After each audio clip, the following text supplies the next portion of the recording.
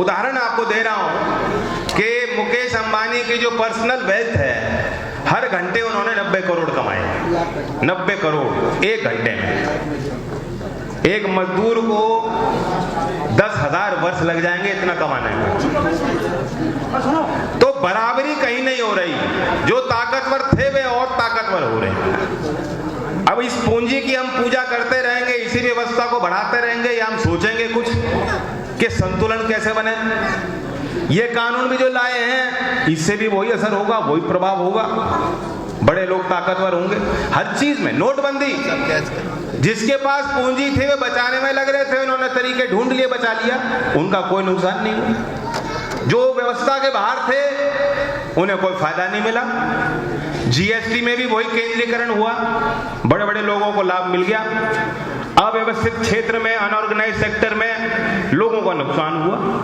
वही चीज अब लाए और अब तो खुल के है साहब। स्टेडियम बनाया है, मोदी जी का नाम है, एक छोर से अदानी है, दूसरे छोर से अंबानी। 2-2 दिन में मैच खत्म हो गए हैं। किसान के लिए कील लग रही है, बड़े लोगों के लिए लाल कालीन लग रही है कि आइए आप ही की आवश्यकता है, आप ही का इंतजार है। जो काम 80 करोड़ किसान देश में नहीं कर सकते वह काम आप करिए, हो सकता है आप उनसे बेहतर करो। सरकार का दायित्व है, सरकार की जिम्मेदारी बनती है, सरकार पीछे नहीं हट सकती। अगर सरकारी मंडियां ध्वस्त हो जाएंगी, सरकार हस्तक्षेप नहीं करेगी, रहमो करम पे छोड़ देगी, तो इन लोगों की मनमानी चलेगी, किसी साधारण किसान की सुनवाई नहीं होने वाली। और ये आपका अनुभव, इस क्षेत्र का भी अनुभव है। जमीन को लेकर यहाँ विवाद होते रहते हैं, सरकार भी हस्तक्षेप करती रहती है, जब चाहते हैं बड़े बड़े लोग आते हैं, नियम बदल जाते हैं। अभी बातचीत हो रही थी कि जो यहाँ जिनकी जमीनें एक्वायर हुई, देखने को इतना अच्छा लगता है, नोएडा में बड़ी बड़ी जो इमारत बन रही है, वो बात अलग है, वहां अंदर कोई लाइट, कोई रोशनी, कोई घर परिवार नहीं बस रहे हैं, लेकिन देखने में अच्छा लगता है कि विकास हुआ। लेकिन वो विकास की परिभाषा से स्थानीय लोग तो बाहर हैं।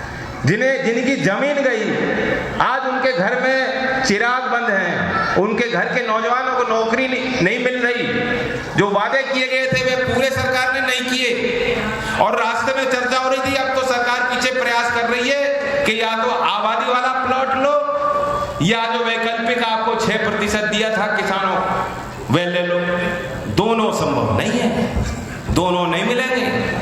2 लोग कब्जा कर रहे हैं, वे भी 2 ही लोग हैं, और किसान को कह रहे हैं तुम 2 नहीं ले सकते।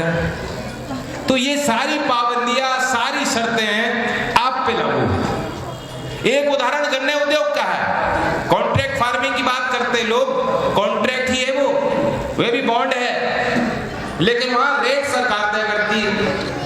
यहां ये कह रहे हैं रेट हम नहीं तय कर सकते, एमएसपी नहीं मिलेगी। जो 2 करार में हो जाएगा, जो बातचीत फाइनल हो जाएगी किसान के बीच और कंपनी के बीच, वो लागू। कानून में ये भी प्रावधान इन्होंने किया। मैं पूछना चाहता हूं, अगर इनकी नीयत साफ होती, ये उन्होंने कानून में क्यों लिखा कि किसान की कोई शिकायत होगी तो कोर्ट में नहीं जाएगा? क्या कारण है? कोर्ट में भी नहीं जा सकता किसान।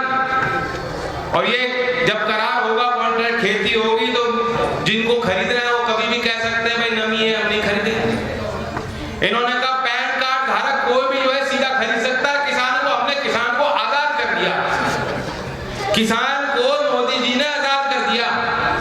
आजाद को किसान को नहीं किया, आजाद चंद कॉर्पोरेट बिचौलियों को उन्होंने किया। इस देश में कितने नकली पैन कार्ड हैं? सरकार ने 2018 में माना था, खुद कहा था, दावा किया था कि जब से हम आधार कार्ड लाए हैं, देश में 18 करोड़ पैन कार्ड हमने फर्जी पाए। जब हमने लिंक किया आधार कार्ड को पैन कार्ड को, तो जानकारी सरकार को मिली कि 18 करोड़ पैन कार्ड देश में ऐसे फर्जी बने थे। तो पैन कार्ड खुद सरकार कह रही है 18 करोड़ फर्जी, और फिर कह रही है पैन कार्ड लेके कोई भी आके फसल खरीद लेगा। किस भाव पे खरीदेगा, और खरीदने के बाद पैसा मिलेगा नहीं मिलेगा, कभी भी मिलेगा, कोई तंत्र इनके पास नहीं है, कोई तैयारी इनकी नहीं है, कोई सोच नहीं, कोई विजन नहीं, कोई काम करने का तरीका नहीं। इनका मकसद ये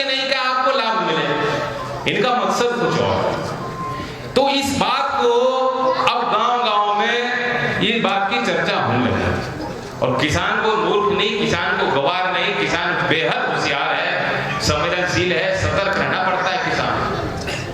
हमारे तो खून में है। जो बगावत की जो बात हो रही थी, वो तो बगावत तो किसान को करनी पड़ती है हमेशा। हम बागी हो सकते हैं सरकार के लिए, लेकिन देश के लिए बेवफा नहीं हो सकते।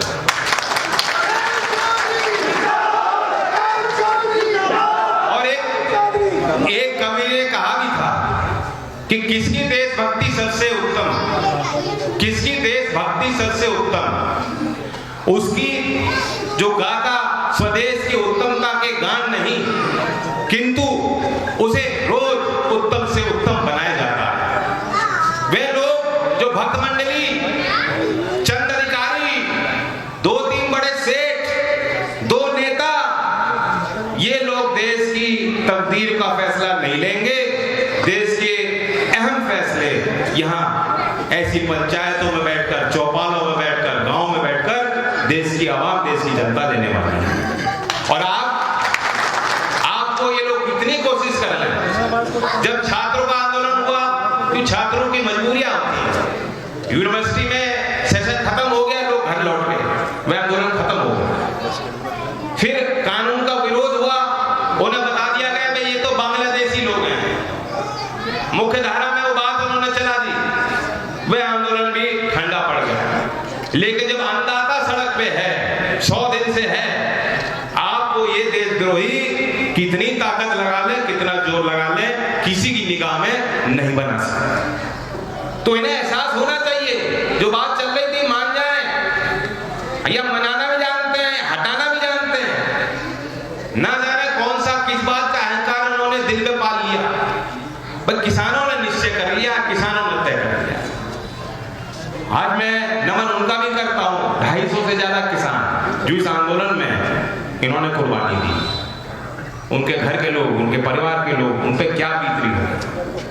इस आंदोलन की एक खूबी और है कि ये सभी जाति और धर्म के लोग इसमें जुड़ रहे हैं। यहाँ तो महिलाएं आई हैं कम संख्या में, लेकिन बराबरी की टक्कर दे रही हैं।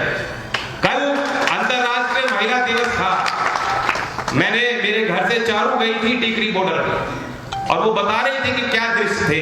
हजारों महिलाओं में बैठी थी, पूरा दिन उसने वहां दिया, बातचीत करी, और वापस आके वो लौट के मुझे बता रही थी, हर उम्र की वहां महिला थी, बता रही थी कि 8-8 दिन हम रहती हैं, फिर हम लौटती हैं, कैसे घर के काम, खेत के काम, सब चीज उन्होंने आपस में मिल बांट के जो है जिम्मेदारियां बांटी।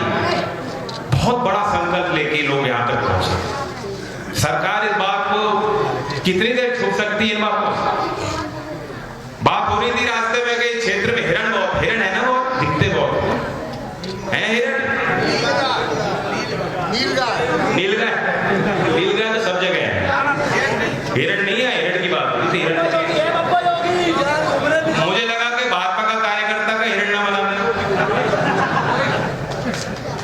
गांव में अब वक्त आ गया, गांव में अब आप उनको बुला के पूछो, बैठाओ और पूछो भाई तुम कहां खड़े हो, अपनी आंखें खोलो, तुम्हें हमारे बीच क्यों भेजा जा रहा, हमें मनाने, तुम हमें नहीं मना सकते। अगर रीढ़ की हड्डी है तो गुलामी की जंजीरें छोड़ो, अपने जो है सत्ता को, कुर्सी को बचाने के लिए अपनी कोशिशों को त्यागो, अपने स्वार्थ को छोड़ो, अपने पार्टी के अंदर बोलो लोगों को, बड़े नेतृत्व की जनता नहीं मानने वाली। जनता ने, ये कोई जिद्दी जनता भी नहीं है, ये लोग जानते हैं अपने हित को, अपने हित को साधना जानते हैं, बचाना जानते हैं। तो या तो आप मान जाओ, वरना कुर्सी गई। हमारे यहाँ तो यूपी में हालत इतनी खराब है, इतनी खराब है, सरकार तो बड़े बड़े दावे करती है। रोजगार पे मैंने एक बात कही थी, कई आंकड़े सामने आते हैं जो बड़े दर्दनाक हैं। भर्ती के लिए बुलाया जाता है, इम्तिहान हो जाते हैं, भर्ती की पूरी प्रक्रिया पूरी हो जाती है, भर्ती होती नहीं। पुलिस की भर्ती निकली थी 2 साल पहले और 49,568 पोस्ट थे। लोगों को खुशी हुई कि चलो कहीं ना कहीं किसी को तो मौका मिला।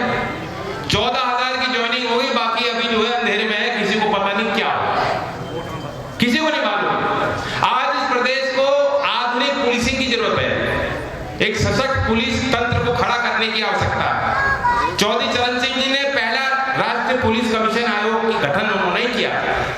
वे चाहते थे प्रॉपर ट्रेनिंग पुलिस वालों को मिले, डिसिप्लिन बने।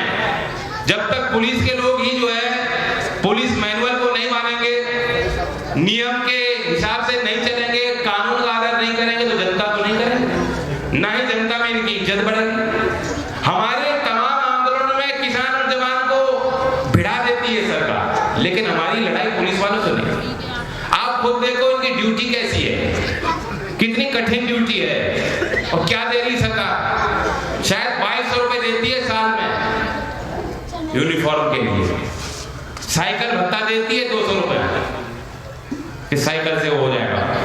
पौष्टिक आहार के लिए देती है शायद 1500 रुपए, पौष्टिक आहार लेने के लिए। कठिन ड्यूटी है पुलिस की।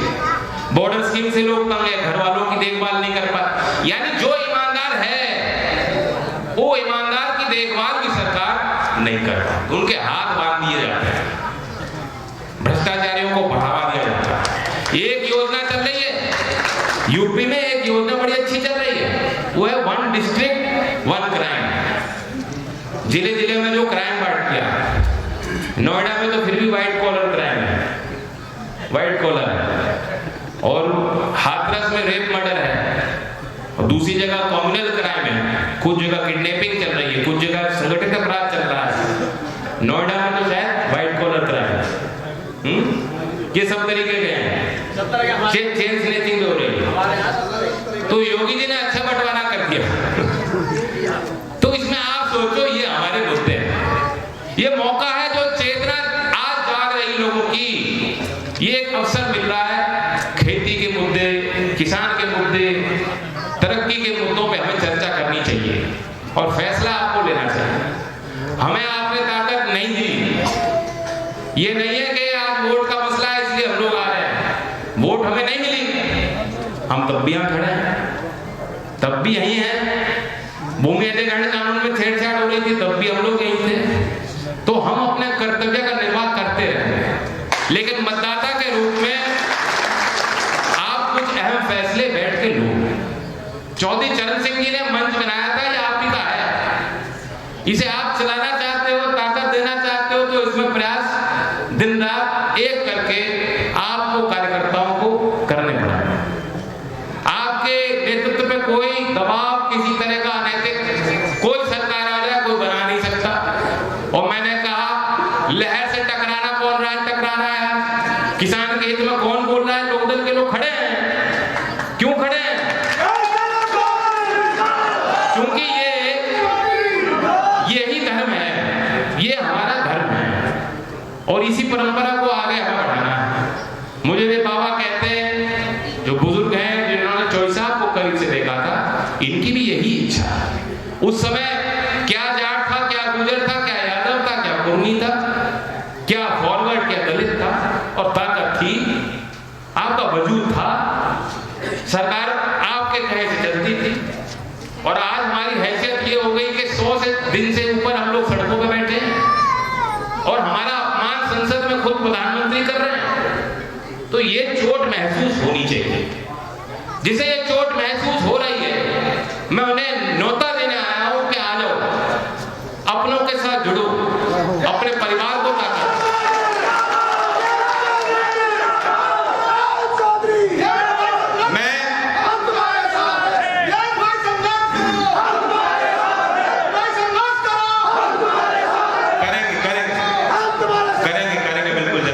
वजन कम कर लो थोड़ा। पंचायत है, पंचायत के कोई ऐसे निष्कर्ष निकलने चाहिए कि आप जब घर लौटो तो आपको भी महसूस हो कि हम सार्वजनिक तौर पर कुछ फैसले लेके आए। और जो मीडिया रिपोर्ट करे तो वो भी ये बताया कि एक क्षेत्र का किसान इन विषयों को लेकर बंध चुका। पहला मेरा प्रस्ताव है, आखिर में जब बिल्कुल मैं अपने सारे बात रख दूंगा, हाथ उठा के आशीर्वाद भी देना, और अगर आप राजी हो बातों को लेके तो उसका एहसास भी दिलाना। पहला मेरा ये प्रस्ताव है कि ये जो कानून है, ये देश की जनता इन कानून को नहीं चाहती। मुझसे पूछो तो असंवैधानिक कानून है, क्योंकि वैसे भी राज्य का विषय था, केंद्र का अधिकार नहीं था कि केंद्र की सरकार या पार्लियामेंट भी ये कानून बना सकती थी, नहीं बना सकती। लेकिन ये थोपे जा रहे हैं, बनाए जा रहे हैं।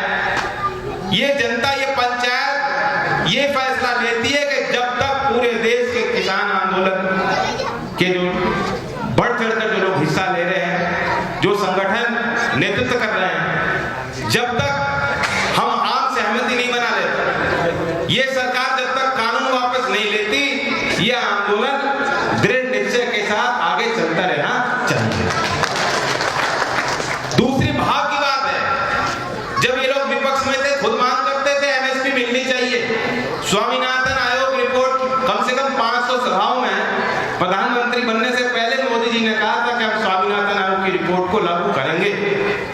आज ये भाव की बात से बच रहे हैं, तो ये पंचायत का ये फैसला होना चाहिए। हम मांग करते हैं कि सरकार ये सोचे कि किसान की जो भी फसल हो, कम से कम उन फसलों में जहां एमएसपी सरकार खुद घोषित करती है, जो न्यूनतम रेट है, न्यूनतम समर्थन मूल्य है, वह मूल्य हर एक किसान को, चाहे वो प्राइवेट सेक्टर से खरीदने वाला हो, चाहे सरकार की एजेंसी हो एफसीआई के माध्यम से, वो एमएसपी सुनिश्चित होनी चाहिए। इसके लिए कानूनी प्रबंध सरकार करे। तीसरी बात यह है कि गांव-गांव में जब ये आंदोलन बड़ा हो रहा था, उसके सरकार में सोच बनी कि कैसे इसको दबाया जाए। गांव-गांव में पुलिस वाले जो है उन्होंने नोटिस भेज दी कि आपका ट्रैक्टर यहाँ था 26 जनवरी, दिल्ली के सीमा के अंदर आप कैसे घुसे बताइए। और यही नहीं, जो लेखन का काम कर रहे हैं कुछ वरिष्ठ पत्रकार जो किसान के हित की बात लिख रहे हैं ईमानदारी से, उनकी भी प्रताड़ना की जा रही है। कुछ नौजवान एक्टिविस्ट 20-21 साल की एक बच्ची है, उसने बता दिया टूल किट, उसके खिलाफ कार्रवाई हो रही है। तो कानून की भी धज्जियां उड़ाई जा रही हैं, लोकतांत्रिक परंपराओं की धज्जियां उड़ाई जा रही हैं। ये पंचायत ये निर्णय लेता है कि हर एक ऐसे व्यक्ति के साथ जो अनैतिक कार्रवाई हो रही है, ये पंचायत के हम लोग, ये पंच जो सामने बैठे हैं, हम लोग ये फैसला लेते हैं कि हम उनके साथ कंधे से कंधे मिला के खड़े हैं न्याय की लड़ाई। और चौथा मेरा प्रस्ताव, वैसे आपको देखकर मुझे महसूस हो रहा है कि निर्णय तो आप ले चुके हो, लेकिन वो मेरा यही प्रस्ताव है जो बात पहले भी हुई थी, राजनीतिक चोट दे रहे हैं। हर तरीके के चुनाव होंगे। ये क्यों है कि आज मुद्दा दूसरा है, चुनाव में मुद्दा दूसरा चलेगा। जब तक चुनाव में मुद्दा दूसरा चलेगा और सड़क पे मुद्दा दूसरा चलेगा, आपकी जीविका में कोई सुधार संभव नहीं है। दबाव तो बनाओ, दबाव इन नेताओं पे आप बनाते नहीं हो। आपने खुली छूट दे रखी है, इनको नंगा नाच करते हैं। क्यों अहंकार पाले हुए मोदी जी क्यों आज बंगाल में घूम रहे हैं? उन्होंने नया पोस्टर जारी किया है, मोदी दादा। तो दादागिरी तो झाड़ी है, ये दादागिरी है। बिजली के बिल बढ़ा दिए।